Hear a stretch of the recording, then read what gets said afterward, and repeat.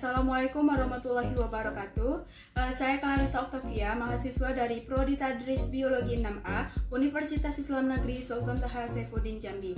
Baiklah, di sini saya akan menjelaskan mengenai pautan gen dengan menggunakan metode ilmiah. Adapun langkah-langkah metode ilmiah adalah yang pertama merumuskan masalah, kedua menentukan hipotesis, yang ketiga membuat rancangan percobaan, yang keempat itu melakukan percobaan, yang kelima analisis data, yang keenam itu menarik kesimpulan, dan yang ketujuh itu adalah mengkomunikasikan.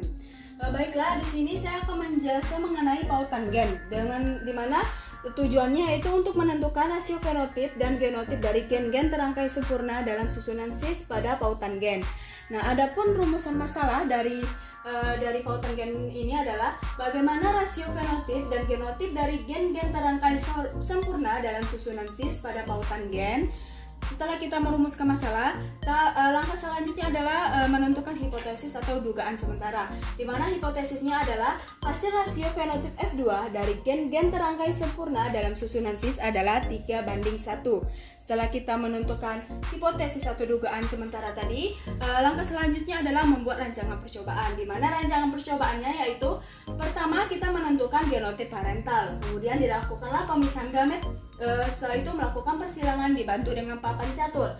Persilangan ini bertujuan untuk mengetahui rasio fenotip F2-nya. Setelah kita membuat rancangan percobaan, langkah selanjutnya adalah melakukan percobaan, di mana di sini percobaannya itu pada lalat buah jantan Drosophila melanogaster yang memiliki sayap keriput dada bergaris CU kecil, SR kecil. Dikawin silangkan dengan lalat betina sayap normal heterozigot CU besar, CU kecil, SR besar, SR kecil. Di mana CU besar untuk gen sayap normal, CU kecil untuk gen sayap keriput, SR besar itu gen untuk dada polos, SR kecil itu gen untuk dada bergaris-garis.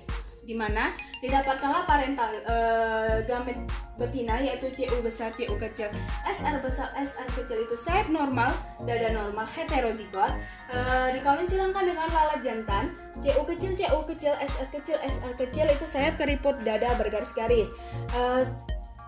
Setelah disilangkan didapatkanlah F1-nya yaitu CU besar, CU kecil, SR besar, SR kecil itu sayap normal dan dada normal. Karena gen-gennya terangkai sempurna, maka di hibrid F1-nya itu membentuk dua macam gamet saja, yaitu CU besar, SR besar, dan gamet CU kecil, SR kecil. Setelah didapatkan gamet jantan dan betinanya, maka dilakukanlah perkawinan silang menggunakan papan catur. Bisa dilihat di sini, yaitu CU besar, SR besar dikawin silangkan CU besar, SR besar, itu menghasilkan sayap dada normal, begitupun selanjutnya. Setelah itu didapatkanlah CU besar, SR besar itu sayap dada normal berjumlah 1, CU besar, CU kecil, SR besar, SR kecil itu sayap dada normal yaitu berjumlah 2, CU kecil, SR kecil itu sayap keriput dada bergaris-garis itu berjumlah 1. Didapatkanlah sayap dada normal itu berjumlah 3 dan sayap keriput dada bergaris-garis itu yaitu 1. Jadi 3:1. Tahap selanjutnya itu adalah analisis data, di mana dari data di atas didapatkan bahwa gamet CU besar, SR besar, dan CU besar, CU kecil, SR besar, SR kecil adalah lalat dengan sayap dada normal sebanyak 3 buah.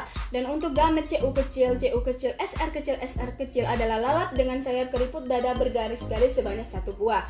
Setelah kita menganalisis data, tahap selanjutnya adalah menarik kesimpulan, di mana dari hasil percobaan yang telah kita lakukan tadi, bahwa hipotesis yang telah ditentukan di awal tadi, yakni hasil rasio fenotip F2 dari gen-gen terangkai sempurna dalam susunan cis adalah 3:1 adalah benar. Kemudian tahap selanjutnya adalah mengkomunikasikan, di mana kita bisa mengkomunikasikannya di depan para audiens ataupun depan forum. Mungkin sekian dari penjelasan saya hari ini. Mungkin kalau ada kata-kata salah, saya mohon maaf. Saya akhiri. Wassalamualaikum warahmatullahi wabarakatuh.